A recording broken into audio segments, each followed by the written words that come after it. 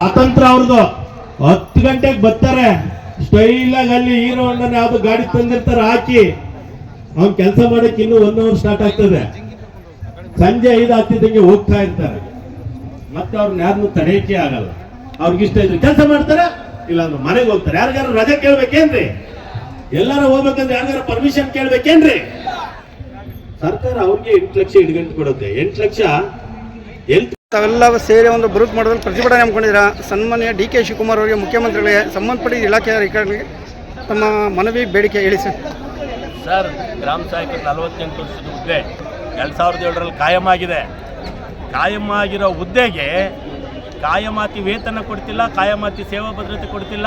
ಆ ಕಾಲದಿಂದ ಗ್ರಾಮ ಸಹಾಯಕರು ಶೋಷಣೆಗೆ ಒಳಗಾಗಿದ್ದಾರೆ. 20 ವರ್ಷ ಆಗಿದೆ ಇವರು ಕಾಯಂ ಆಗಿ. ಇವತ್ತಿನವರೆಗೂ ಕೂಡ ಕಾಯಂ ಅಂತ ಹೇಳಿ ವೇತನ ಕೊಡ್ತಿಲ್ಲ, ಗೌರವಧನದ ಆಧಾರದ ಮೇಲೆ ಕೊಡ್ತಾರೆ. ಹಾಗಾಗಿ ಅದನ್ನು ಖಂಡಿಸ್ತಾ ಇದ್ದೀವಿ. 2014ರಲ್ಲಿ ಏನು ನಿರ್ಧಾರ ಮಾಡಿದೆ ಅಂದಿನ ಮುಖ್ಯಮಂತ್ರಿ ಸಿದ್ದರಾಮಯ್ಯ ಅವರ ನೇತೃತ್ವದಲ್ಲಿ ಗ್ರಾಮ ಸಹಾಯಕರನ್ನ ಡಿ ದರ್ಜೆ ಮಾಡ್ಬೋದು ಅಂತ ಡಿ ದರ್ಜೆ ಮಾಡಬೇಕು. ಅಡ್ವೊಕೇಟ್ ಜನರಲ್ ವರದಿನ ಆಧರಿಸಿ ಡಿ ದರ್ಜೆ ಮಾಡಬೇಕು. ಇಲ್ಲ, ಇತ್ತೀಚೆಗೆ 25/9/25ರಲ್ಲಿ ಅವತ್ತಿನ ಸಚಿವ ಸಂಪುಟ ಕನಿಷ್ಠ ವೇತನ 27,000 ಸಂಬಳ 10 ಲಕ್ಷ ಇಟ್ಗಂಟು ಅಥವಾ ಡಿ ದರ್ಜೆ ಅಂತ ನಿರ್ಧಾರ ಮಾಡಿತ್ತಲ್ಲ. ಎಲ್ಲರಲ್ಲೂ ಒಂದು ಆಧಾರ ಕೊಡಬೇಕು. 27,000 ಸಂಬಳ 10 ಲಕ್ಷ ಇಟ್ಗಂಟು ಇಲ್ಲ ಡಿ ದರ್ಜೆ, ಎಲ್ಲರಲ್ಲೂ ಒಂದು ಘೋಷಣೆ ಆಗಬೇಕು. ಅದಕ್ಕೋಸ್ಕರ ಬಂದಿದ್ದೀವಿ ಸರ್. ಅದಾಗೋವರೆಗೂ ನಾವು ಇಲ್ಲಿಂದ ಎದ್ದೋಗಂಥ ಮಾತೇ ಇಲ್ಲ.